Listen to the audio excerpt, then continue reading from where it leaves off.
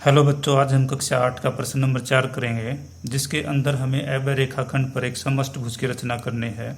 इसके अंदर हम सबसे पहले एक एबे रेखाखंड लेंगे और जब हम एबे रेखाखंड लें उसी वक्त इसको दोनों तरफ थोड़ा थोड़ा सा बिंदुदार बढ़ा देंगे ताकि हम अपना सवाल आसानी से कर सकें।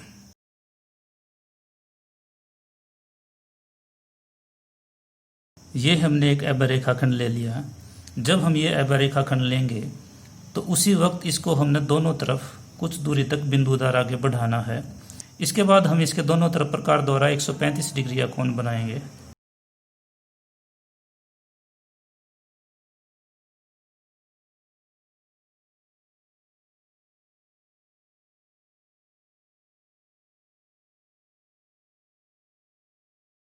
ये पहले हमने दोनों तरफ 90 डिग्री का कोण बना लिया। इसके अंदर हमें ध्यान ये रखना है क्योंकि ये दोनों कोण एक ही रेखाखंड के दो किनारों पर हैं और दोनों समान कोण है, दोनों 90 डिग्री कोण है, इसलिए ये दोनों रेखाखंड आपके समानांतर होने चाहिए और इनके बीच की दूरी यहाँ भी आपको एबे के समान ही दिखाई देनी चाहिए।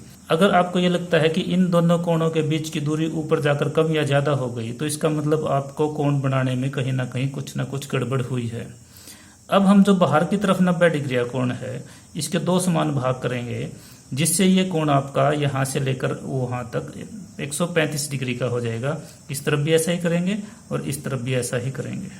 यहाँ पर आपको ध्यान ये रखना है, जब आप बाहर वाले 90 डिग्री कोण का आधा करोगे तो एक बार प्रकार आपको यहाँ पर रखना है और आधे से ज्यादा खोल कर चाप लगाना है और दूसरी बार आपको यहाँ रखना है। अगर यहाँ रखोगे तो ये 60 वाले कोण का आधा हो जाएगा। हमने करना है 90 वाले कोण का आधा, तो आप 90 वाले पर ही प्रकार रख के चाप लगाओगे। ऐसा ही आप इस तरफ करोगे, एक बार यहाँ रखोगे और एक बार 90 वाले पर रखकर इसका आधा करोगे।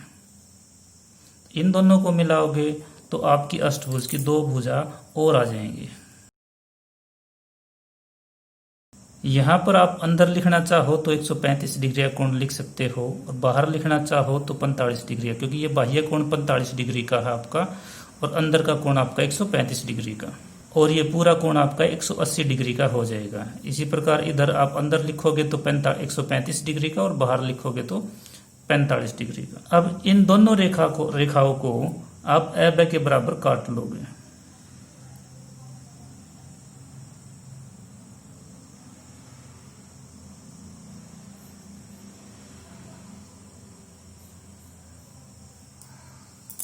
तो इस प्रकार से आपके अष्टभुज की दो भुजा और आ गई। ब से लेकर स तक आपकी दूसरी भुजा है और यहां से लेकर यहां तक आपकी तीसरी भुजा है।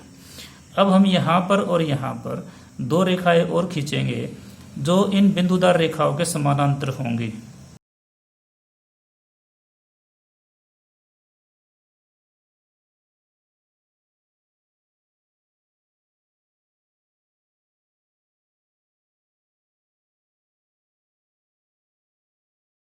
इनको भी हम एबे के समान ही काटेंगे।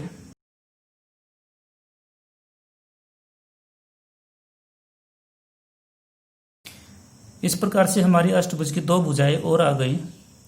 अब हम इन दोनों नए बिंदुओं से प्रकार रखकर जो हमने 90 डिग्री का कोण बना था, बिंदुदार रेखा हमने खींची थी, उनको काटेंगे।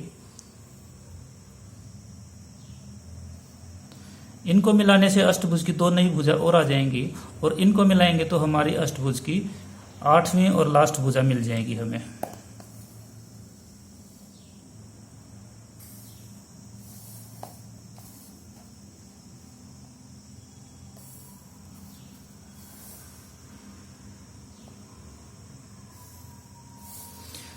यहाँ पर ध्यान हमें यह देना है कि जो अष्टभुज की 8वीं और लास्ट भुजा होगी हमारी ये वाली, ये एबे के बराबर और समानांतर होनी चाहिए और ये तभी होगा जब आपने ये दोनों 90 डिग्री के कोण अच्छे से बनाए होंगे और ये दोनों बिंदुदार रेखाएं आपकी समानांतर होंगी। तो इस प्रकार से हमारा ये अष्टभुज वाला सवाल कंप्लीट हो चुका है। उम्मीद करता हूँ आपको समझ आया होगा। आगे फिर मिलेंगे किसी वीडियो में, तब तक के लिए हैव ए गुड डे।